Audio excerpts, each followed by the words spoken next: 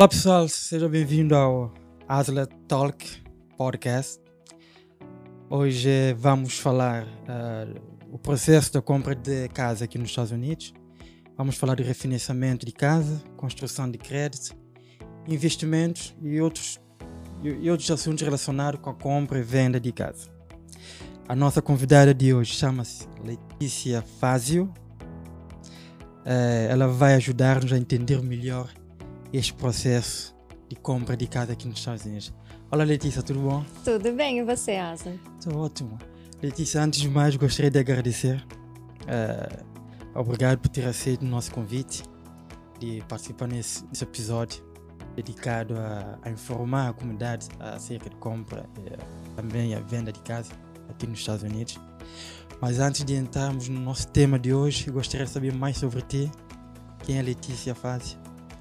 Muito obrigada por me convidar, é um prazer estar aqui. É sempre um prazer trazer informações para a nossa comunidade. É uma parte do meu propósito, do meu trabalho, é trazer informação e educação para os nossos clientes. Então, muito obrigada por abrir as portas para a informação, né? E ajudar a nossa comunidade. Meu nome é Letícia Fazio, eu sou loan officer, moro no Cape Cod fazem 17 anos. Eu trabalho com financiamento fazem 6 anos. E sempre na mesma companhia e crescendo na mesma companhia. Hoje eu sou Senior Manager Loan Officer, então eu tenho um time que trabalha comigo, mas eu também sou esposa, mãe, filha, amiga, então a gente dá conta de tudo nas 24 horas que Deus dá pra gente. Ok. Aqui nos Estados Unidos você é Loan Officer. O que é Loan Officer? O que a Loan Officer faz exatamente? Então, Loan Officer, o meu trabalho é ser a conexão entre o cliente e o banco. Então, quando o cliente está procurando comprar casa, procurando informações de crédito, como comprar uma casa, qual o primeiro passo? Eu sou o primeiro passo. Então, eu faço análise de crédito, análise de renda e eu passo para a corretora, que seria o segundo passo, o quanto esse cliente consegue pré-aprovar. Então, o meu trabalho é trabalhar com os números, é ver a renda, é ver o crédito, é fazer a conta, o que o cliente dá conta de pagar mensalmente. Exato.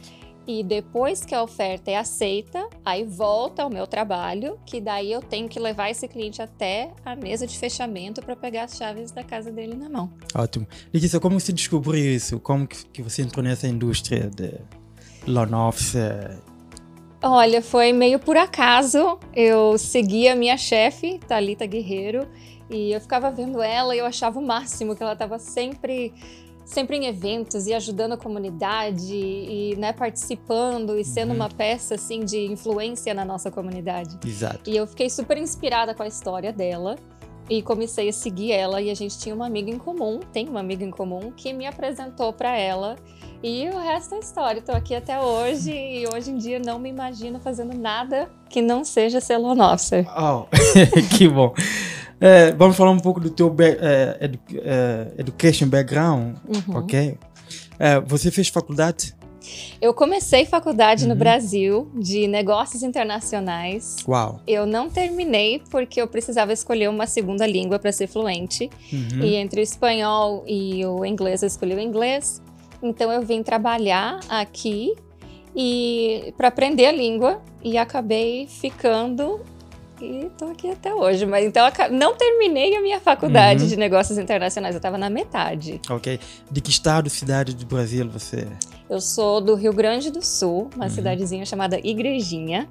Ela é pertinho da Serra de Gramado, ela é entre Porto Alegre e Gramado. Eu amo. Quando eu tava lá, eu não amava, mas agora... Sem saudade, né? Agora dá saudades. Ok.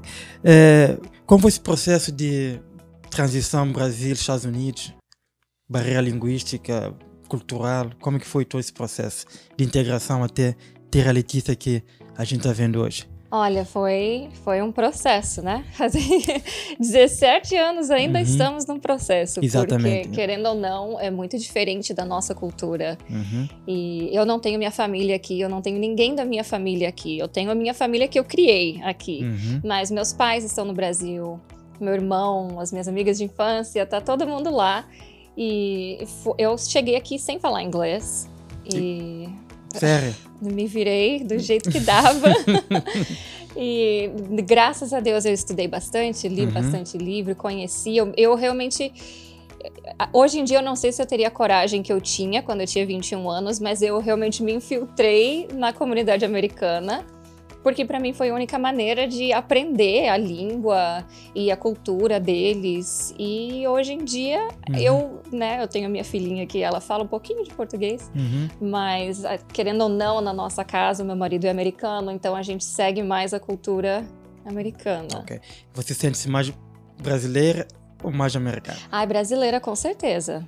Nunca vou não ser gaúcha. Nunca se sabe, né? Não. As minhas raízes são muito fortes. E, assim, até hoje eu escuto minhas músicas gaúchas e minhas bandas brasileiras e tento o máximo cozinhar, né? A culinária brasileira para mim não existe igual. Então eu sigo as minhas raízes. Ótimo. Ok, vamos falar da compra de casa aqui nos Estados Unidos. Como que é o processo de compra de casa aqui nos Estados Unidos? Então, tem alguns passos a serem seguidos na hora do planejamento, né? Como a gente falou da parte do meu trabalho de qualificação de crédito. Então, tem muitos clientes que chegam para mim sem pontuação, sem um cartão de crédito, sem saber como abrir um cartão de crédito. Então, por mais que eu não seja especialista de crédito, exatamente, eu consigo ajudar eles a construir esse crédito inicial para a compra da casa. Então, essa seria a primeira parte da preparação, né? Aí, claro, tem a segunda parte mais importante, que é a renda. Eu sempre explico para os clientes a conta que a gente faz, como o banco financeiro, o que entra e o que sai. Então, às vezes, tem gente que fala, mas eu fiz $1 milhão, mas você gastou 800 mil. Então, acaba que não é só o que você ganha. Então, muito do meu trabalho é esse planejamento de crédito, de orientar na hora da renda, da entrada e achar o melhor programa para o cliente, né? Tem muito cliente que já chega e fala de cara, eu quero um first time home buyer. Mas aí a gente coloca o cenário deles no papel e eu posso mostrar as opções para eles e acaba que muitas vezes não é nem a opção que eles escolhem no final. Eu gosto de dar opções para o cliente, né? E mostrar o que está disponível para eles, porque o goal deles, o objetivo deles não é o meu. Então, eu sempre gosto de oferecer várias opções, sem deixar eles muito confusos e ajudar eles a tomar a decisão que faz mais sentido para o objetivo deles e da família deles. Existe muita opção no mercado? Várias, muitas. Eu sempre falo, eu sou broker, né, na Reiki Mortgage, então eu trabalho com 40 bancos. Então, opções em termos de do preço, do valor da casa, ou em termos de taxa de juros, ou como é que é? Com certeza, de entrada, de taxa de juros, de programação mesmo, né, de como qualificar. A gente precisa comprovar a renda de alguma maneira. Mas eu trabalhando com todos os bancos que eu trabalho, eu não fico só com o imposto de renda. O imposto de renda é a única opção. Se você vai em muitos bancos menores, né, bancos locais, eles oferecem essa uma opção. Se você não qualifica, que pena. Já comigo, como eu falei, quase 40 bancos que eu trabalho. Então, se eu vejo, o seu imposto tá baixinho, não tá conseguindo qualificar, teve muita dedução esse ano, eu tenho a opção de fazer um Bank Statement Loan. Que seria daí baseado na movimentação bancária do cliente. O banco mesmo vai olhar os depósitos, o que entra, o que sai, e eles vão determinar. Quanto tempo? De anos ou meses? 12 a 24 meses de extratos bancários. É muito tempo, 2 anos por aí. Então, eu geralmente faço de 1 ano, porque a diferença é uma diferença bem pequenininha no juro e geralmente a renda vem um pouquinho mais generosa usando só os 12 últimos meses. Ok. Então, quando você dá entrada no processo, dá entrada no banco, dá nos 3 ou 4 bancos simultaneamente? Ao mesmo tempo, como é que é? Sim. Então, eu também, mais uma vez como broker, eu faço uma aplicação e uma checagem de crédito. Então, eu não vou fazer uma aplicação para cada um dos 40 bancos que eu trabalho, ou Deus o livre puxar o crédito tantas vezes. Não tem como, aí você não compra nem um chocolate na venda. Então, eu faço uma aplicação no meu sistema da Reiki Mortgage, e essa uma aplicação é a que eu vou correr em todos os bancos. Eu tenho um sistema que eu coloco, esse cliente vai dar 5% de entrada, crédito é tal e vai ser a residência primária. Vai aparecer uma lista de todos os bancos que eu trabalho, com as opções que eles têm de juros, de entrada, de financiamento. Então, eu faço uma aplicação só, uma checagem de crédito e eu consigo fazer essa pesquisa. Ok. Geralmente a taxa de juros varia de banco para banco ou é uniforme para todos os bancos?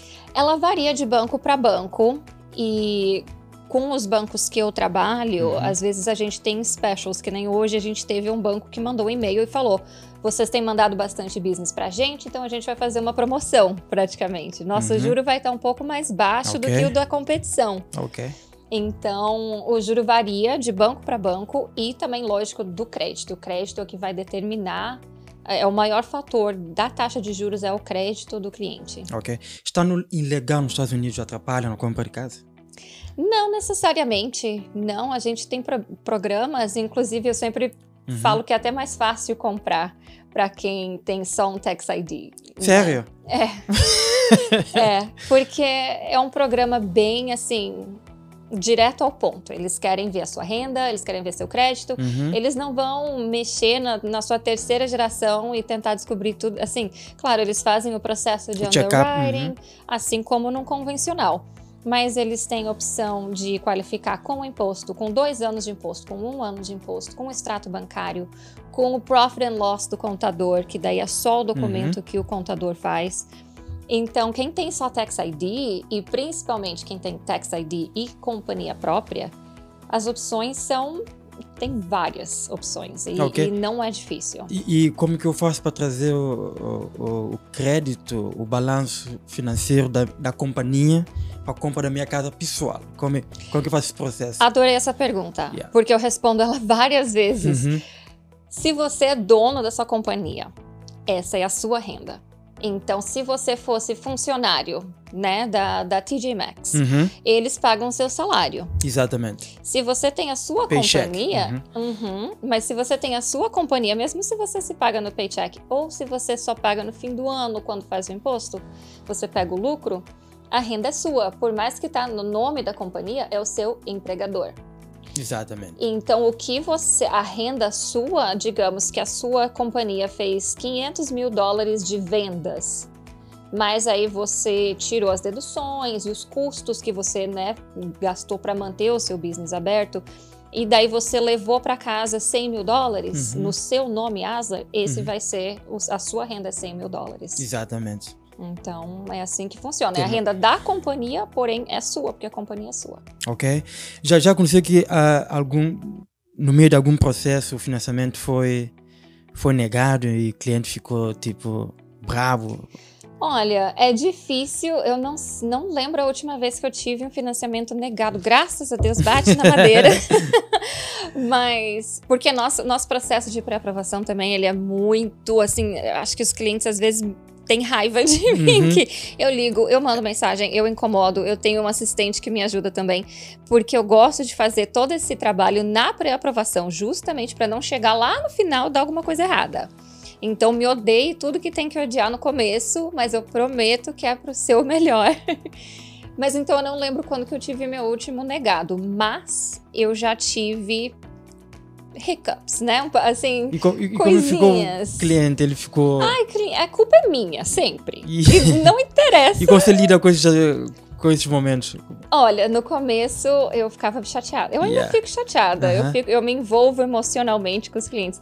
Mas até, assim, já aconteceu, por exemplo, uma cliente comprou uma BMW durante o processo de compra. E claro que a culpa é minha, né? Que ela comprou a BMW. Mas isso influenciou em quê? Eu compro BMW, influenciou em quê? Porque agora você adicionou uma parcela mensal de, sei lá, $800, por exemplo, na sua... Então, aquela continha que eu mencionei, que você faz o que entra e o que sai de dinheiro, você está adicionando uma conta mensal enorme comprando uma BMW. Então, agora, o seu poder de compra vai diminuir. Então, sem falar na documentação adicional que o underwriter vai pedir, você tá querendo ou não, você tá cortando o seu poder de compra. Então, qual que é a solução? Trazer mais dinheiro na entrada para compensar.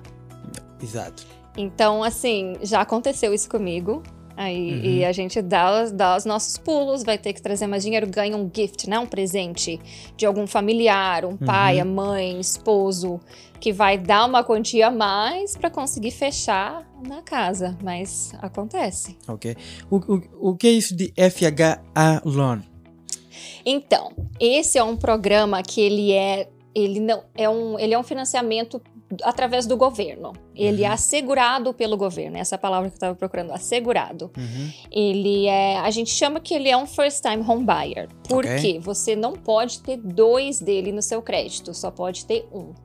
Então, geralmente, ele é mais flexível na hora da qualificação por conta do crédito. A porcentagem de renda e de gastos é um pouquinho mais flexível também. E os juros é um pouco mais baixo, a entrada é um pouco mais baixa. Então, ele é um financiamento muito, muito bom para quem está começando a se qualificar. Se você está comprando uma casa de 2 famílias, a entrada é a mesma, ela não aumenta, é 3,5% de entrada para uma casa de uma família ou de 2 e até 4. Então, ele é um financiamento muito bom. Ele tem o PMI, que a gente chama, que é uma parcelinha mais mensal, que vai aumentar um pouquinho o seu pagamento, né, mensal da prestação da casa.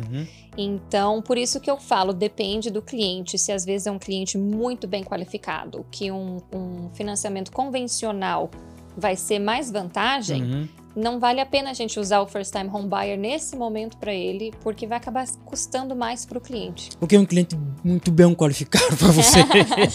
Olha, é aquele cliente unicórnio que a gente encontra assim nos sonhos, né? Mas seria assim, não, tô brincando, graças a Deus tem bastante, ainda com a nossa orientação sempre chega lá. Mas um crédito de 750 para cima, que tem o dinheiro da entrada todinho na conta bancária, não tá em cash embaixo do colchão. É o cliente que declara aquele imposto de renda certinho, que não tenta fazer todas as deduções. Aí chega lá no final e fala, eu levei para casa $5.000 só. Como que você fez $5.000 dividido por 12 meses? Então, assim, o cliente muito bem qualificado é crédito excelente, um imposto de renda feitinho certinho e o dinheiro na conta. Um jovem de 25 anos que acabou de terminar o colégio, fez um empréstimo para fazer para tirar o colégio, para fazer o curso aí no colégio. Quer comprar uma casa, será que o empréstimo de colégio atrapalha? Não vai atrapalhar. Vai contar como uma conta mensal normal, como se fosse um carro, como se fosse um cartão de crédito, né? Ele vai entrar nas nossas contas do banco na hora de ver o que o cliente consegue comprar, mas ele não atrapalha. Inclusive, para os clientes que estão fazendo faculdade, terminaram a faculdade, começaram a trabalhar agora e não têm os 2 anos de histórico que são requeridos pelo banco, o college, ele conta como histórico de trabalho. Então, se você se formou agora e está trabalhando 6 meses só no seu emprego, você não tem 2 anos, a gente pega os seus transcripts da sua escola para comprovar que você estava estudando e, né, que agora você está na sua profissão e a gente pode usar isso como seu histórico. Mas é fácil o aprovamento nesse caso? Já fiz, é fácil. E para veterano e para quem se viu militar nos Estados Unidos, quer comprar uma casa, é fácil? É facílimo. Por quê? Tem programas específicos, né, para veteranos, onde não tem entrada, você não é obrigado. Claro, você pode dar se quiser, mas não é requerido da entrada. Ele é flexível, né, na aprovação também. Ele não tem aquele PMI, que é a parcelinha mais que o FHA tem. E o juro dele é bem competitivo. Por quê? Porque o governo assegura os juros? Ou ele tem benefícios do governo? Eles têm benefícios. Você é ex-militar? Eles têm um certificado. Agora eu vou tentar traduzir. É um certificado de eligibility, né, para falar que eles serviram, que eles foram dispensados, né, sem problemas nenhum. Então, eles recebem esse certificado e esse valor que cada, né, veterano vai receber no certificado deles, a gente consegue usar na aprovação deles para ajudar na compra da casa. Você já teve algum cliente que foi militar? Já, mulheres todas. Sério? E como foi o processo? Super tranquilo. Uma coisa que eu vou falar no mais recente que eu fiz foi a avaliação da casa. que o avaliador ele quer que a casa esteja em boas condições. Então não pode ter pintura descascada, não pode ter madeira, mofo, quebrado, essas coisas. A casa tem que estar bonitinha. Ok. E quem negocia o valor da casa? É Aí, você ou... Não, aí já é o corretor de imóveis. E quem indica o corretor de imóvel? Você? Eu posso indicar, mas geralmente é o contrário. Geralmente os clientes vão direto no corretor, né? Eles veem a placa na casinha lá, tá à venda, eles ligam para o corretor. Aí o corretor pergunta, você já tem uma pré-aprovação? Não tenho, então liga para a Letícia. Então geralmente os corretores mandam um cliente para mim, mas quando os clientes me encontram primeiro, aí eu posso referir eles para algum corretor que eu trabalho. Ok. E como que seria um bom corretor para você? Como seria a característica de um bom corretor? Olha, eu trabalho, graças a Deus, amo vocês, com corretores e corretoras maravilhosos. Então, características deles, eles sabem negociar, eles são educados no mercado imobiliário atual, eles sabem o que o cliente tem poder de compra e eles sabem negociar para chegar no que o cliente busca. Então, a gente vê, né, quando é um mercado imobiliário que favorece os vendedores. Isso quer dizer que as casas estão caríssimas e os compradores estão lutando para ter uma oferta aceita. Aí vai ter muita gente colocando oferta acima do valor para garantir que vai ganhar a comissão, alguma coisa, né? Porque vai ganhar a oferta aceita, né? Que vai ganhar a guerrinha ali de quem que vai ficar com essa casa. Ok. Então, um corretor, uma corretora boa vai saber negociar e não vai deixar o cliente tomar uma decisão que não vai ser positiva. Exatamente. Então, se o cliente falar, essa casa está listada por 500, mas para garantir que eles vão aceitar a minha oferta, eu quero oferecer 600. Uma corretora boa vai falar, olha, essa casa não vale 600, vamos negociar, vamos tentar oferecer isso. E não vai dizer, 600, legal, meu cheque de comissão vai ser maior. Exato. Então, é saber o melhor interesse do cliente. Ok. Já teve algum caso entre você e a corretora, algum conflito? Tipo conflito de interesse? Você fez o seu trabalho, a corretora fez o outro, então atrapalhou o processo? Não, porque nós, querendo ou não, a gente trabalha juntos com o mesmo objetivo, né? Exato, eu sim. quero fechar e a corretora ou o corretor quer fechar. Às vezes o corretor que está listando a casa do vendedor, né, que fica em cima da gente, e aí, já tá pronto, já tá pronto, já tá pronto?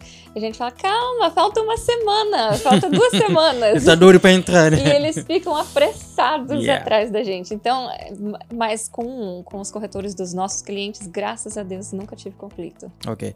A Letícia, o cliente deve procurar a casa, depois procurar, ou procurar você, depois procurar a casa? Qual é o primeiro passo? Primeiro eu. Sério? Porque se você for procurar casa primeiro, aí você viu essa casa maravilhosa na beira da praia e você quer colocar uma oferta nela. Aí você me manda sua documentação e eu falo, você não vai qualificar para essa casa. Essa casa tá 1 milhão e você qualificou para 500 mil. Tá. E aí você vai ficar decepcionado. Já matou o sonho dele. Exato. Então, me procurando primeiro, você já sabe, olha, eu só consigo até 500. Nem me mostra a mansão na beira da praia.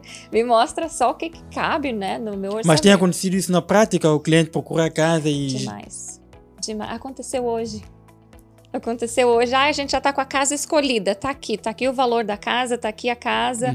E quando eu olhei, eu falei, ótimo, me manda a documentação. Eu recebi a documentação, eu falei, gente, não vai dar essa casa. Deveria ter sido ao contrário, deveria primeiro olhar, que daí eu já te falo, essa casa vai dar ou não. Olha, qual é a melhor estação para comprar casa, inverno ou verão? Olha, na minha opinião, aqui na nossa região, é agora, outono, inverno, porque não tem aquela procura, né? Não tem tanta gente na rua, não tem tanta casa à venda. Aqui a gente é muito das estações, né? Exato. Então, quando chega primavera, verão, os turistas começam a chegar e quem tem casa para vender aproveita e já coloca na primavera e no verão, porque sabe que vai estar lotado. E vai ter uma procura muito grande. A demanda, né, de casas durante a primavera e verão é muito grande. Então, acaba que com a demanda sendo mais alta, os preços da casa aumentam. E acaba que você, mais uma vez, para garantir que eles vão aceitar a sua oferta e não a do vizinho, você acaba pagando mais na casa. Ok. Então, outono e inverno já é mais local, já é mais tranquilo. Não tá aquela fila de turistas tentando comprar casa. Então, e daí, então, com menos demanda, você não vai acabar pagando mais do que a casa vale. Ok. E você tem mais cliente em que estação? Inverno ou verão? Qual é a estação que o cliente mais te procura? Ou não tem diferença? Verão. Na verdade, assim, primavera, verão. Yeah. Porque daí eu acho que acabou o frio do inverno e tá todo mundo animado para sair de casa, comprar uma casa nova. Então a gente acaba sempre estando um pouquinho mais corrido durante a primavera e verão. Ok. Agora, se for contar, eu tenho uma casa que quero vender. Devo te procurar também ou procurar o real estate? Aí procura a corretora do real estate. Não tem nada a ver com você? Não, porque daí ela vai estar vendendo a sua casa. A não ser que você vai vender uma para comprar outra. Aí eu te ajudo a fazer o processo da compra da próxima casa. Mas se for só para vender e você já tem a sua outra casa, aí você não precisa de mim. Ok. A não ser que tenha um comprador que vai me usar para fazer o financiamento dessa casa. Exatamente. Outro assunto que também chama atenção é o refinanciamento de uma casa. O que é isso de refinanciamento de uma casa? Ok? E qual é a vantagem de refinanciar uma casa? Então, o refinanciamento, ele é meio que você está terminando o financiamento que você tem agora para começar um novo. Então, a maioria das pessoas busca refinanciar para baixar a parcela mensal ou para tirar um pouquinho da valorização da casa em dinheiro. Então, se você tem uma casa que você sabe que ela vale 600 mil, você deve 100 mil, você tem de 100 a 600 mil de valorização nela. Exato. Então, você pode fazer um refinanciamento para tirar até 90% dessa valorização. Então, o que a gente faz no refinanciamento? A gente paga esse financiamento inicial de 100 mil, nesse exemplo que você tem. Começa um novo de 200, 300 mil, seja quanto for, você está tentando tirar de valorização. E o restante é seu. Então, a gente tira esses 300 mil, paga 100 do seu financiamento, 200 mil é seu no bolso. Então, esse é um dos motivos de refinanciar, mas o que é muito comum, na verdade. Muita gente faz isso? Muita gente faz isso. E para comprar a próxima casa, para ter entrada, para começar a investir e comprar mais propriedades. Mas em termos de negócio, né? Mas em termos Isso. É lucrativo isso? Olha, dá algum rendimento passivo? Dá, com certeza, porque ainda mais aqui, né? Que a gente sabe que tem 10 pessoas para alugar uma casa. Exato. Todo mundo precisa de teto. E, mais uma vez, chega primavera, verão, os landlords começam a vender todas as casas e as pessoas que estão alugando ficam sem ter para onde ir. Então, eu sempre falo, você nunca vai comprar uma propriedade aqui no Cape Cod e não tá alugando ela. Nunca vai estar fechada, perdendo dinheiro. Nunca. A não ser que você fale, eu quero alugar só pro verão Airbnb, no inverno vou deixar fechada. Mas a casa sempre vai ter alguém para alugar. E o aluguel, assim como os valores das casas, nunca diminui. Sempre aumenta. Todo ano, como você é um landlord, você vai... Aumentou o meu seguro, aumentou o meu IPTU, você vai aumentando o aluguel junto. Então, isso é uma renda passiva mensal, é um ótimo investimento. Ok. Outra coisa é a construção de crédito. Tudo isso depende do crédito, do teu nível de crédito. Agora, como que eu faço para construir um bom crédito, um crédito saudável? Então, exatamente. Tudo isso que a gente falou, tanto a compra, refinanciamento, tudo depende do crédito.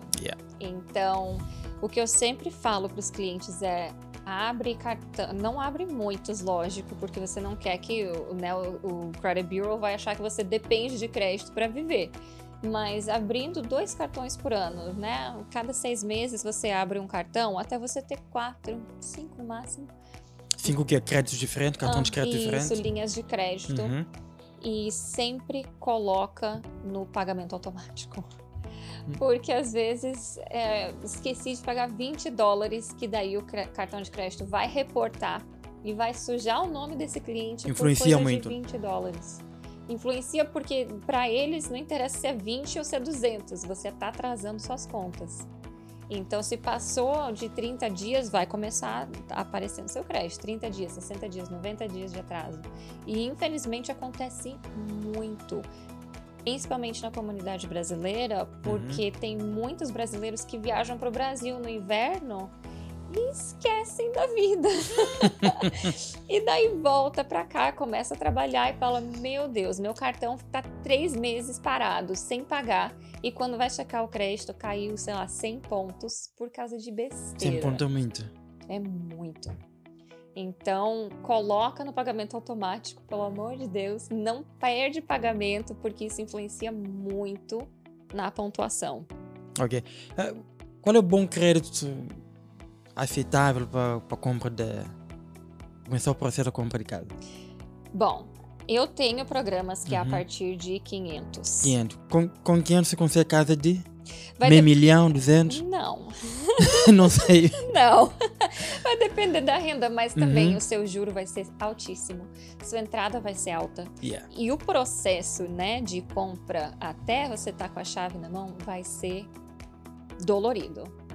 Então, eu sempre falo, às vezes é melhor a gente trabalhar no crédito e subir o crédito até estar no crédito mínimo aceitável para ser um processo mais fácil, porque realmente é muita papelada, muita coisa quando o crédito está ruim.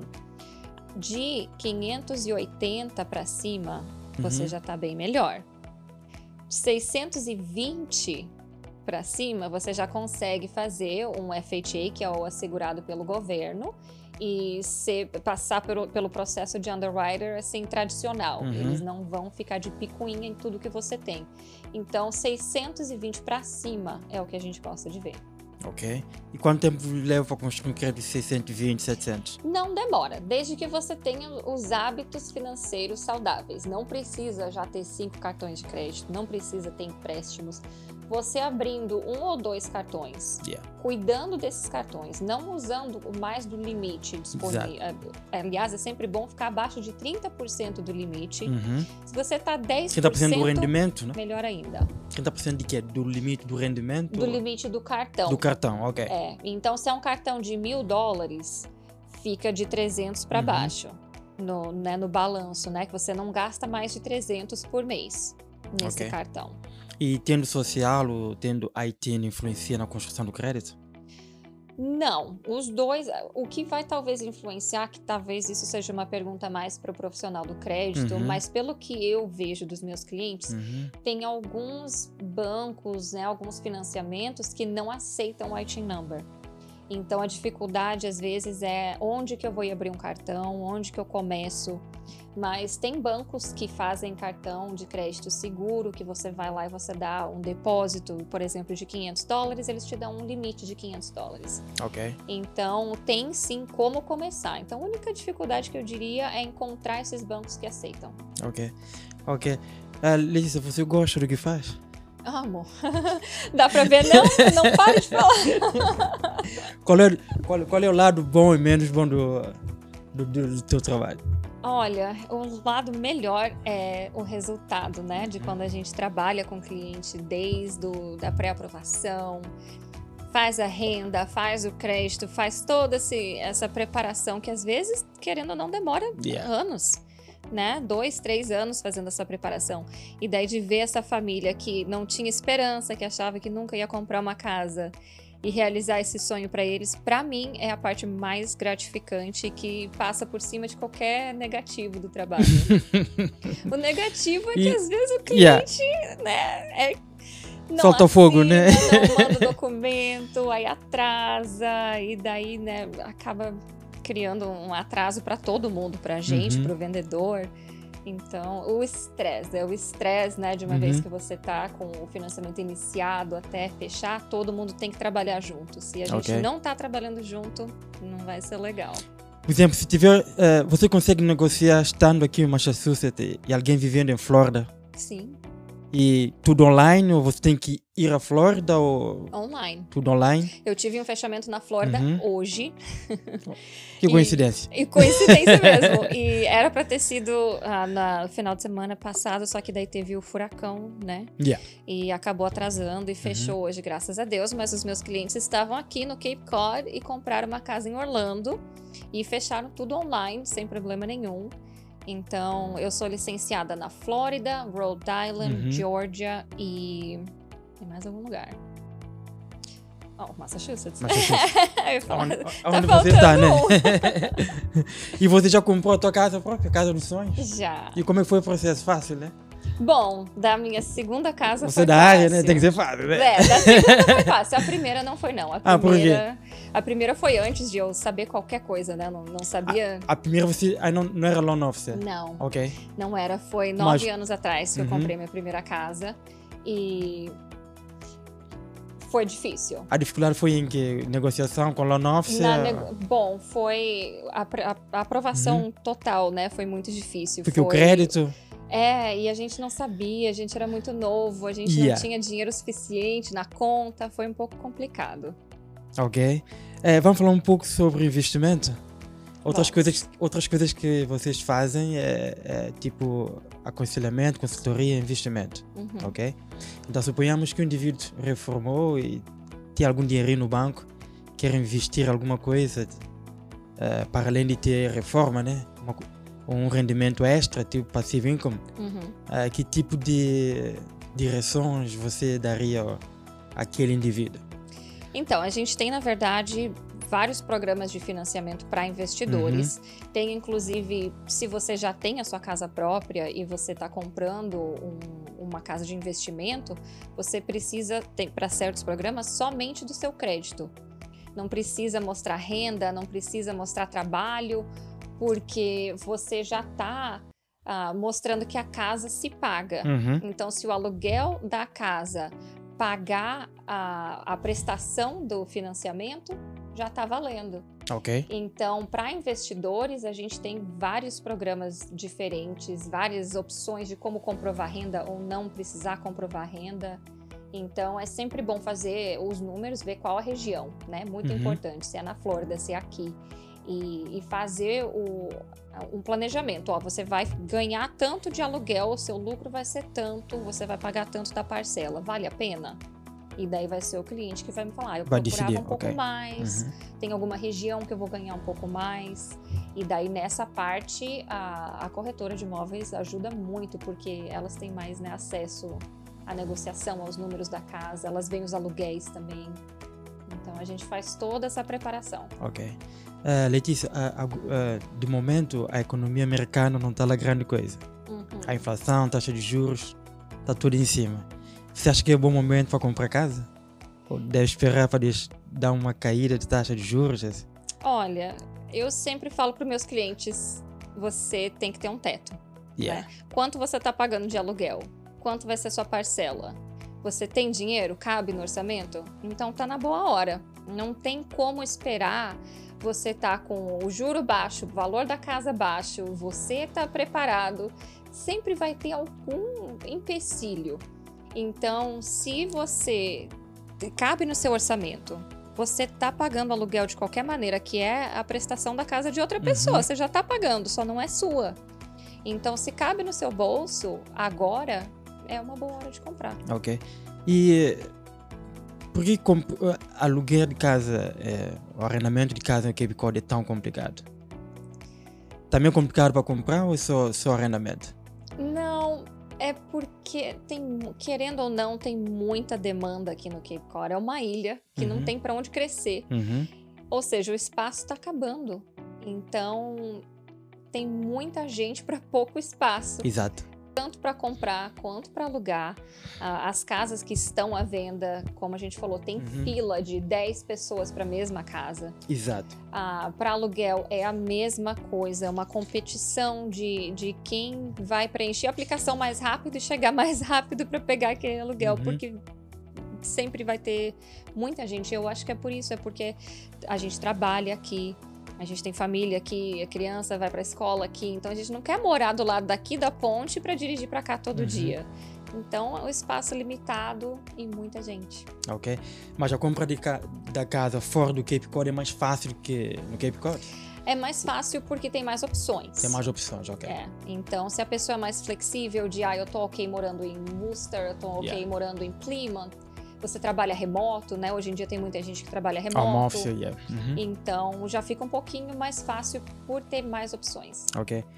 Letícia, você é conhecida como sendo uma das melhores loan officers aqui no Cape Cod, ok? Obrigada. Inclusive, Você foi nomeada Cape Cod Best Community Choice Award, top 5, ok? Qual é a sensação dessa nomeação trouxe para você? Foi muito legal e foi inesperado. Quando que isso foi? Foi no ano passado? Foi ano passado. Ok. Foi ano passado. Eu não entrei no concurso esse ano, mas eu entrei no ano passado e eu não imaginava que eu ia chegar no top 5, porque tinha muita gente. É uma indústria muito concorrida. Ok? Só pelo fato de ser top 5 já é uma vitória, acredita? Obrigada. Eu fiquei muito feliz. E também a gente compete, querendo ou não, né? Serviços financeiros.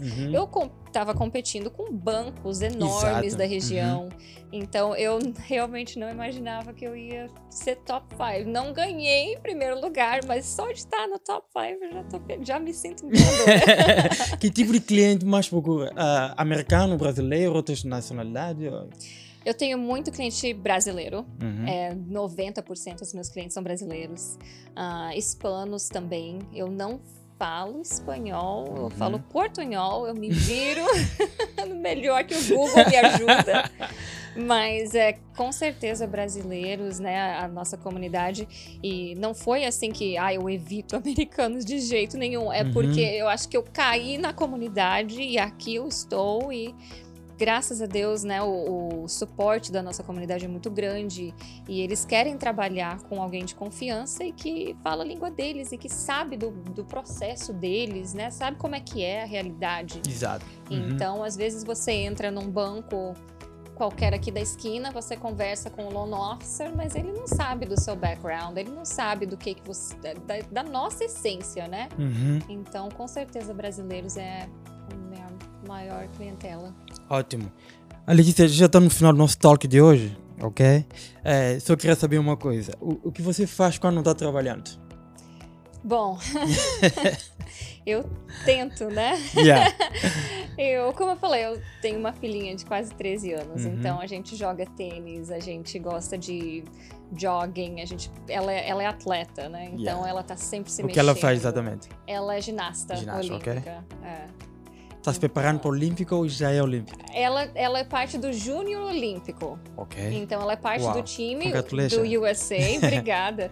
E ela viaja bastante competindo. Então, na verdade, é o que eu mais faço quando eu não tô trabalhando, é dirigir ela para... Eu sou táxi nas minhas horas vagas.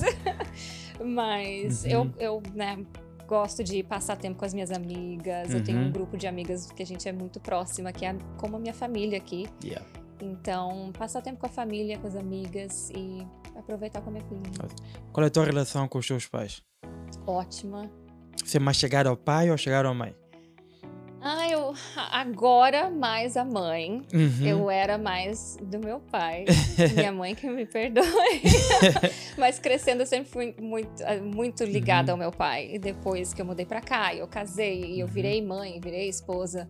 Hoje em dia, minha mãe, a gente conversa todos os dias. Todos os dias. Assim, se deixar, a gente não para. Qual é o melhor conselho que você ouviu ou recebeu dos teus pais? Mãe ou pai? Eu acho que foi o exemplo deles, não foi conselho dito, né, em palavras. Eu acho que é o exemplo que eles deram para mim e para o meu irmão quando a gente estava crescendo. Meu pai trabalha muito, até hoje ele trabalha muito, ele não existe tempo ruim. Então eu acho que foi ver essa determinação do meu pai e da minha mãe como um casal e de ver que se não tá bom aqui, a gente vai pra lá. Se não tá bom aqui, a gente vai pra cá. E a gente sempre se virou. O meu pai sempre deu jeito. E então eu acho que de ver essa garra, essa determinação e essa força até hoje é muito admirável pra mim. Ok. Qual é a tua definição do sonho americano? A minha definição pessoal, eu acho que, graças a Deus, eu tô vivendo ela, que é ter a minha família, que é ter a minha carreira, que é uma coisa que me faz feliz. Então é de ter encontrado felicidade onde eu tô e ter criado raízes onde eu tô, porque, como a gente falou no começo, a mudança é brusca. Então, às vezes, chegando num lugar diferente, sem ninguém, sem suporte, sem falar a língua, não era muito legal, não. Então, o meu sonho era criar minhas raízes onde eu tô, criar Exato. uma vida de felicidade onde eu tô e de contentamento onde eu tô. E eu acho que depois de 17 anos, eu posso dizer que eu criei. Que conselho você dá para quem está chegando ou para quem está cá, está perdido? Que conselho você dá? Sobretudo a nova geração. Essa geração que tá chegando agora, eu Uhum. acho que é bem diferente de quando eu cheguei. Bom, eu não sei, não vou dizer que eu sei, porque Uhum. não tô nos pés deles, né? Mas eu diria, tenha um planejamento, tenha um objetivo e saiba como chegar lá. Conversa com as pessoas que já passaram por isso e saiba onde você quer chegar, porque tem muita gente que... Eu mesma, por exemplo, eu vim pra cá sem intenção nenhuma de ficar, acabei ficando. Como eu não tinha intenção de ficar, eu não tinha objetivo nenhum. Então, levei muitos anos para aprender algumas lições, para saber para onde ir, com quem falar. Então, eu diria, se você está chegando agora, chegue com um objetivo, siga o seu plano e não tenha vergonha de pedir ajuda. Exato. Porque tá todo mundo aqui no mesmo barco. Exato. Então, não seja...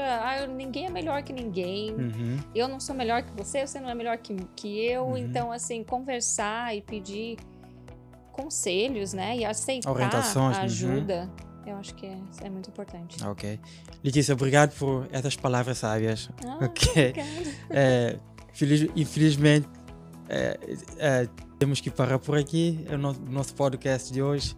Pessoal, se vocês quiserem ir para uma casa, não esqueçam da Letícia. Ela é uma das melhores, para não dizer a melhor, aqui no Cape Cod. Procuram a Letícia, consultam com ela, está disponível. Façam isso. E também curtam o nosso vídeo, dê um like. E muito obrigado por nos assistir.